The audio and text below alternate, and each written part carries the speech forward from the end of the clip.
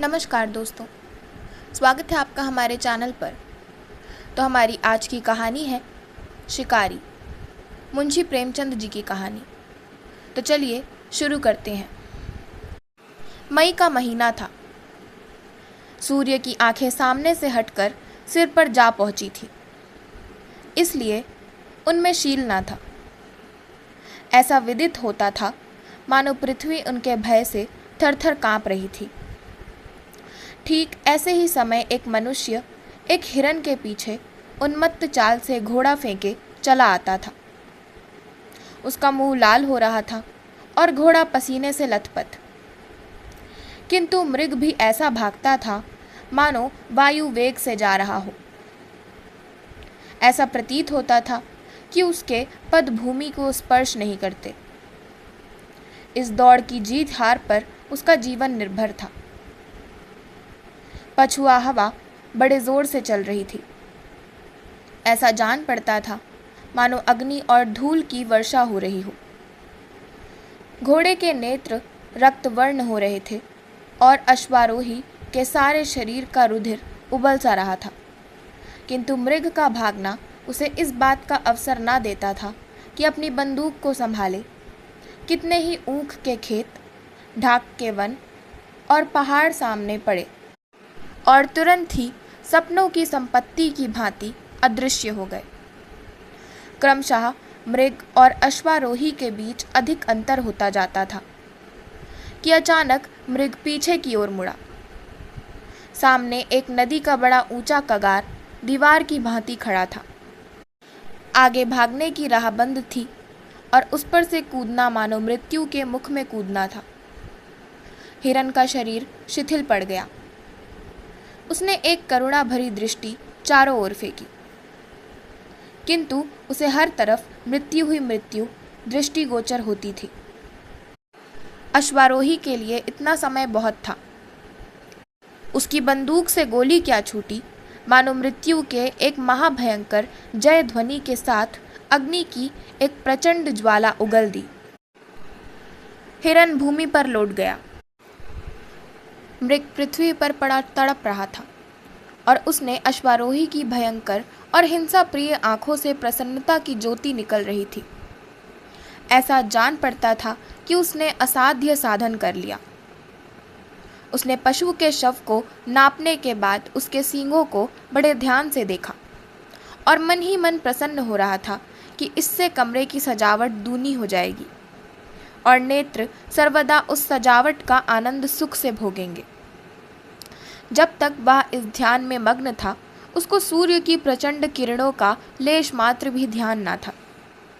किंतु ज्यों ही उसका ध्यान उधर फिरा, वह उष्णता से विहल हो उठा और करुणापूर्ण आंखें नदी की ओर डाली। लेकिन वहां तक पहुंचने का कोई मार्ग ना दीख पड़ा और ना कोई वृक्ष ही दीख पड़ा जिसकी छां में वह जरा विश्राम करता। इसी चिंतावस्था में एक दीर्घकाय पुरुष नीचे से उछलकर कगारे के ऊपर आया और अश्वारोही उसको देखकर बहुत ही अचंभित हुआ। नवागंतुक एक बहुत ही सुंदर और हृष्ट पुष्ट मनुष्य था। मुख के भाव उसके हृदय की स्वच्छता और चरित्र की निर्मलता का पता देते थे। वह बहुत ही दृढ़ प्रतिज्ञ, आशा निराशा तथा भय से बिल्कुल बेपरवाह सा जान पड़ता था। मृग को देखकर उस सन्यासी ने बड़े स्वाधीन भाव से कहा, राजकुमार, तुम्हें आज बहुत ही अच्छा शिकार हाथ लगा। इतना बड़ा मृग इस सीमा में कदाचित ही दिखाई पड़ता है। राजकुमार के अचंभे की सीमा ना रही। उसने देखा कि साधु उसे पहचानता है। राजकुमार बोला, जी हाँ, मैं भी यही ख्याल करता हूँ। मैंने भी आज तक इतना बड़ा हिरण नहीं देखा है, लेकिन इसके पीछे आज मुझे बहुत हैरान होना पड़ा।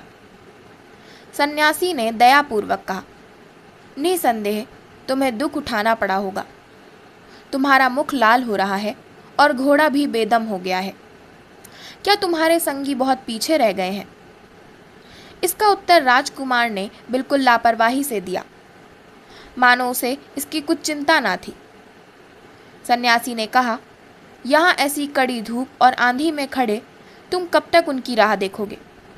मेरी कुटी में चलकर जरा विश्राम कर लो।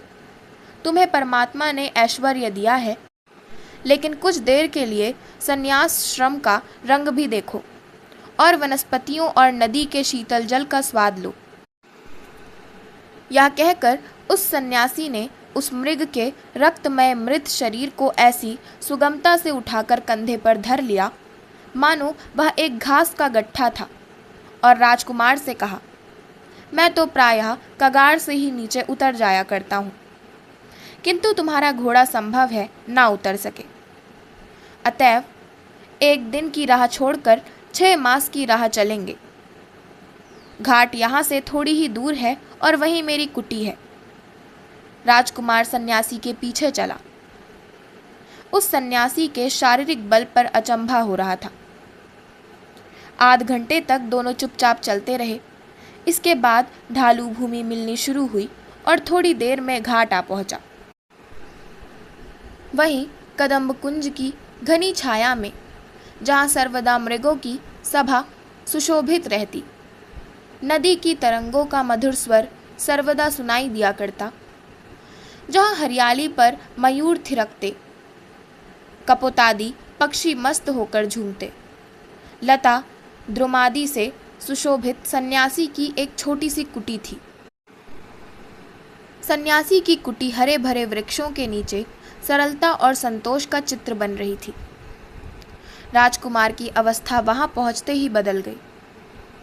वहां की शीतल वायु का प्रभाव उस समय ऐसा पड़ा जैसे मुरझाते हुए वृक्ष पर वर्षा का। उसे आज विदित हुआ कि तृप्ति कुछ स्वादिष्ट व्यंजनों ही पर निर्भर नहीं करती है और न निद्रा सुनहरे तकियों की ही आवश्यकता रखती है। शीतल मंद सुगंध वायु चल रही थी। सूर्य भगवान अस्पताल को प्रयाण करते हुए इस लोक को तृषित नेत्रों से देखते जाते थे और सन्यासी एक वृक्ष के नीचे बैठा हुआ गा रहा था, ऊधो कर्मन की गति न्यारी। राजकुमार के कानों में स्वर की भनक पड़ी। उठ बैठा और सुनने लगा। उसने बड़े बड़े कलावंतों के गाने सुने थे, किंतु आज जैसा आनंद उसे कभी प्राप्त नहीं हुआ था। इस पद ने उसके ऊपर मानो मोहिनी मंत्र का जाल बिछा दिया। वह बिल्कुल बेसुध हो गया। सन्यासी की ध्वनि में कोयल की कूक सरीखी मधुरता थी। सम्मुख नदी का जल गुलाबी चादर की भांति प्रतीत होता था। कूल द्वय की रेत चंदन की चौकी सी दिखती थी। राजकुमार को यह दृश्य स्वर्गीय सा जान पड़ने लगा। उस पर तैरने वाले जल जंतु ज्योतिर्मय आत्मा के सदृश दीख पड़ते थे, जो गाने का आनंद उठाकर मत्त से हो गए थे। जब गाना समाप्त हो गया, राजकुमार सन्यासी के सामने बैठ गया और भक्ति पूर्वक बोला, महात्मन, आपका प्रेम और वैराग्य सराहनीय है। मेरे हृदय पर इसका जो प्रभाव पड़ा है वह चिरस्थायी रहेगा। यद्यपि सम्मुख प्रशंसा करना सर्वथा अनुचित है, किंतु इतना मैं अवश्य कहूँगा कि आपके प्रेम की गंभीरता सराहनीय है। यदि मैं गृहस्थी के बंधन में ना पड़ा होता तो आपके चरणों से पृथक होने का ध्यान स्वप्न में भी ना करता। इसी अनुरागावस्था में राजकुमार कितनी ही बातें कह गया जो कि स्पष्ट रूप से उसके आंतरिक भावों का विरोध करती थी। सन्यासी मुस्कुराकर बोला, तुम्हारी बातों से मैं बहुत प्रसन्न हूँ और मेरी उत्कट इच्छा है कि तुमको कुछ देर ठहराऊं, किंतु यदि मैं जाने भी दूं तो इस सूर्यास्त के समय तुम जा नहीं सकते। तुम्हारा रीवा पहुंचना दुष्कर हो जाएगा। तुम जैसे आखेट प्रिय हो वैसा ही मैं भी कदाचित तुम भय से ना रुकते, किंतु शिकार के लालच से अवश्य रहोगे। राजकुमार को तुरंत ही मालूम हो गया कि जो बातें उन्होंने अभी अभी सन्यासी से कही थी वे बिल्कुल ही ऊपरी और दिखावे की थीं और हार्दिक भाव उनसे प्रकट नहीं हुए थे। आजन्म सन्यासी के समीप रहना तो दूर, वहाँ एक रात बिताना उसको कठिन जान पड़ने लगा। घर वाले उद्विग्न हो जाएंगे और मालूम नहीं क्या सोचेंगे। साथियों की जान संकट में होगी। घोड़ा बेदम हो रहा है। उस पर 40 मील जाना बहुत ही कठिन और बड़े साहस का काम है। लेकिन यह महात्मा शिकार खेलते हैं, यह बड़ी अजीब बात है। कदाचित यह वेदांती हैं, ऐसे वेदांती जो जीवन और मृत्यु मनुष्य के हाथ नहीं मानते। इनके साथ शिकार में बड़ा आनंद आएगा। यह सब सोच विचार कर उन्होंने सन्यासी का आतिथ्य स्वीकार किया और अपने भाग्य की प्रशंसा की, जिसने उन्हें कुछ काल तक और साधु संग के लाभ उठाने का अवसर दिया। रात 10 बजे का समय था। घनी अंधियारी छाई हुई थी। सन्यासी ने कहा, अब हमारे साथ चलने का समय हो गया है। राजकुमार पहले से ही प्रस्तुत था। बंदूक कंधे पर रख बोला, इस अंधकार में शूकर अधिकता से मिलेंगे, किंतु ये पशु बड़े भयानक हैं। सन्यासी ने एक मोटा सोटा हाथ में लिया और कहा, कदाचित इससे भी अच्छे शिकार हाथ आए। मैं जब अकेला जाता हूँ कभी खाली नहीं लौटता। आज तो हम दो हैं। दोनों शिकारी नदी के तट पर नालों और रेतों के टीलों को पार करते और झाड़ियों से अटकते चुपचाप चले जा रहे थे। एक ओर श्याम वर्ण नदी थी, जिसमें नक्षत्रों का प्रतिबिंब नाचता दिखाई देता था और लहरें गाना गा रही थी। दूसरी ओर घनघोर अंधकार, जिसमें कभी कभी केवल खद्योतों के चमकने से एक क्षण स्थायी प्रकाश फैल जाता था। मालूम होता था कि वे भी अंधेरे में निकलने से डरते हैं। ऐसी अवस्था में कोई 1 घंटा चलने के बाद वह एक ऐसे स्थान पर पहुँचे जहाँ एक ऊंचे टीले पर घने वृक्षों के नीचे आग जलती दिखाई पड़ी। उस समय इन लोगों को मालूम हुआ कि संसार के अतिरिक्त और भी वस्तुएं हैं।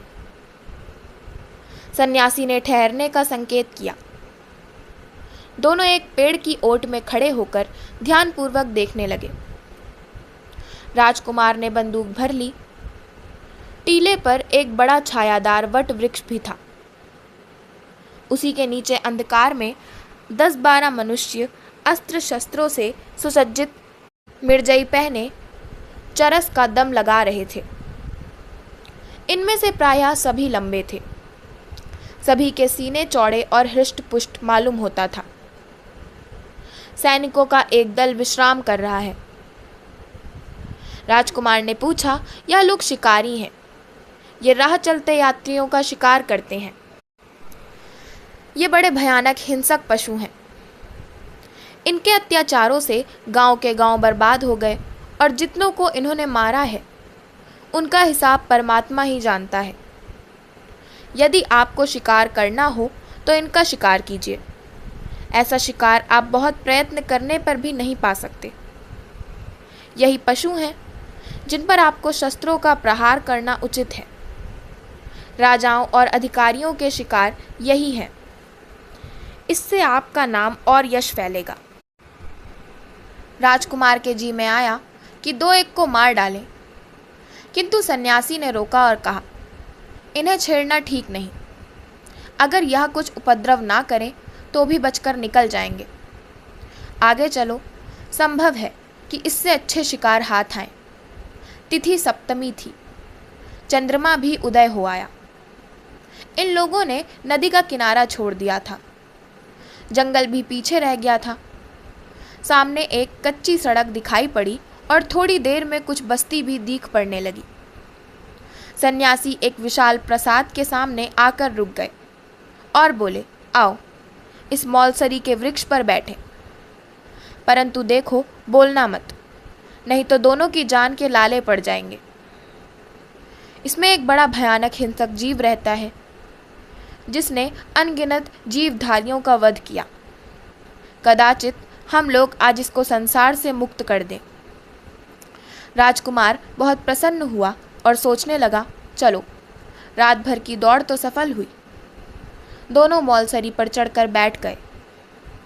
राजकुमार ने अपनी बंदूक संभाल ली और शिकार की, जिसे वह तेंदुआ समझे हुए था, वाट देखने लगा। रात आधी से अधिक व्यतीत हो चुकी थी। यकायक महल के समीप कुछ हलचल मालूम हुई और बैठक के द्वार खुल गए। मोमबत्तियों के जलने से सारा हाता प्रकाशमान हो गया। कमरे के हर कोने में सुख की सामग्री दिखाई दे रही थी। बीच में एक हृष्ट पुष्ट मनुष्य गले में रेशमी चादर डाले, माथे पर केसर का अर्ध लंबाकार तिलक लगाए, मसनद का सहारे बैठा, सुनहरी मुहनाल से लच्छेदार धुआं फेंक रहा था। इतने ही में उन्होंने देखा कि नर्तकियों के दल चले आ रहे हैं। उनके हाव भाव व कटाक्ष के शेर चलने लगे। समाजियों ने सुर मिलाया, गाना आरंभ हुआ और साथ ही साथ मद्यपान भी चलने लगा। राजकुमार ने अचंभित होकर पूछा, यह तो बहुत बड़ा रईस जान पड़ता है। सन्यासी ने उत्तर दिया, नहीं, यह रईस नहीं है, एक बड़े मंदिर के महंत हैं, साधु हैं, संसार का त्याग कर चुके हैं, सांसारिक वस्तुओं की ओर आंख नहीं उठाते, पूर्ण ब्रह्मज्ञान की बातें करते हैं। यह सब सामान इनकी आत्मा की प्रसन्नता के लिए है। इंद्रियों को वश किए हुए इन्हें बहुत दिन हो गए। सहस्त्रों सीधे सीधे मनुष्य इन पर विश्वास करते हैं, इनको अपना देवता समझते हैं। यदि आप शिकार करना चाहते हैं तो इनका कीजिए।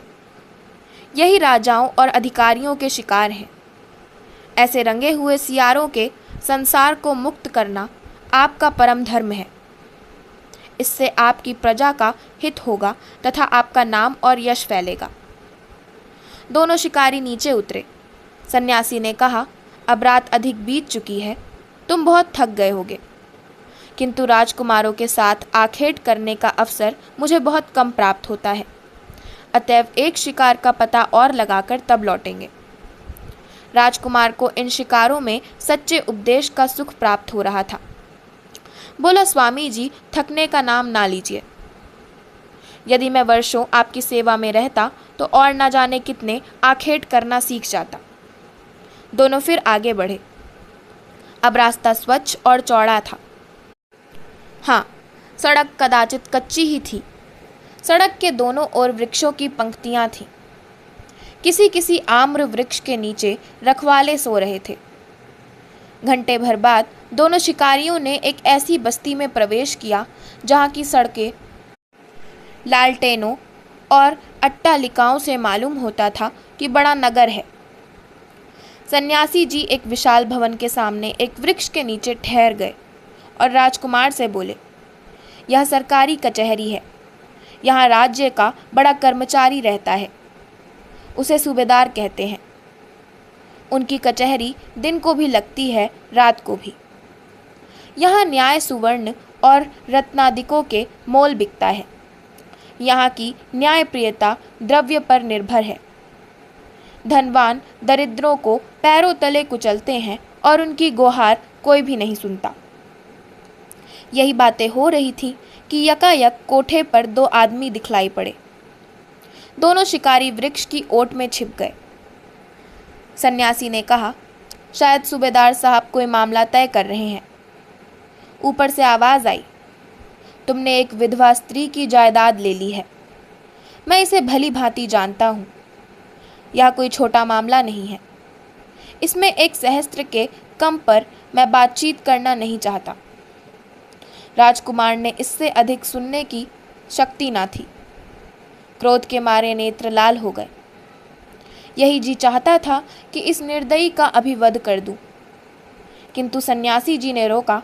बोले, आज इस शिकार का समय नहीं है। यदि आप ढूंढेंगे तो ऐसे शिकार बहुत मिलेंगे। मैंने इनके कुछ ठिकाने बतला दिए हैं। अब प्रातःकाल होने में अधिक विलंब नहीं है। कुटी यहाँ से अभी 10 मील दूर होगी। आइए शीघ्र चलें। दोनों शिकारी 3 बजते बजते फिर कुटी में लौट आए। उस समय बड़ी सुहावनी रात थी। शीतल समीर ने हिला हिलाकर वृक्षों और पत्तों की निंद्रा भंग कर आरंभ कर दिया था। आध घंटे में राजकुमार तैयार हो गए। सन्यासी में अपनी विश्वास और कृतज्ञता प्रकट करते हुए उनके चरणों पर अपना मस्तक नवाया और घोड़े पर सवार हो गए। सन्यासी ने उनकी पीठ पर कृपापूर्वक हाथ फेरा, आशीर्वाद देकर बोले, राजकुमार, तुमसे भेंट होने से मेरा चित्त बहुत प्रसन्न हुआ। परमात्मा ने तुम्हें अपनी सृष्टि पर राज करने के हेतु जन्म दिया है। तुम्हारा धर्म है कि सदा प्रजापालक बनो। तुम्हें पशुओं का वध करना उचित नहीं। दीन पशुओं के वध करने में कोई बहादुरी नहीं, कोई साहस नहीं। सच्चा साहस और सच्ची बहादुरी दीनों की रक्षा और उनकी सहायता करने में है। विश्वास मानो, जो मनुष्य केवल चित्त विनोदार्थ जीव हिंसा करता है, वह निर्दयी घातक से भी कठोर हृदय है। वह घातक के लिए जीविका है, किंतु शिकारी के लिए केवल दिल बहलाने का एक सामान। तुम्हारे लिए ऐसे शिकारों की आवश्यकता है जिसमें तुम्हारी प्रजा को सुख पहुँचे। निःशब्द पशुओं का वध ना करके तुमको उन हिंसकों के पीछे दौड़ना चाहिए जो धोखाधड़ी से दूसरे का वध करते हैं। ऐसे आखेट करो जिससे तुम्हारी आत्मा को शांति मिले, तुम्हारी कीर्ति संसार में फैले। तुम्हारा काम वध करना नहीं, जीवित रखना है। यदि वध करो तो केवल जीवित रखने के लिए, यही तुम्हारा धर्म है। जाओ, परमात्मा तुम्हारा कल्याण करे। तो इसी के साथ मैं अपनी आज की कहानी शिकारी का समापन करती हूँ। आशा करती हूँ आपको हमारी आज की कहानी शिकारी पसंद आई होगी। अगर आपको हमारी आज की कहानी पसंद आई हो तो हमारे चैनल को सब्सक्राइब करें, वीडियो को लाइक करें और बेल आइकन दबाना ना भूलें। धन्यवाद।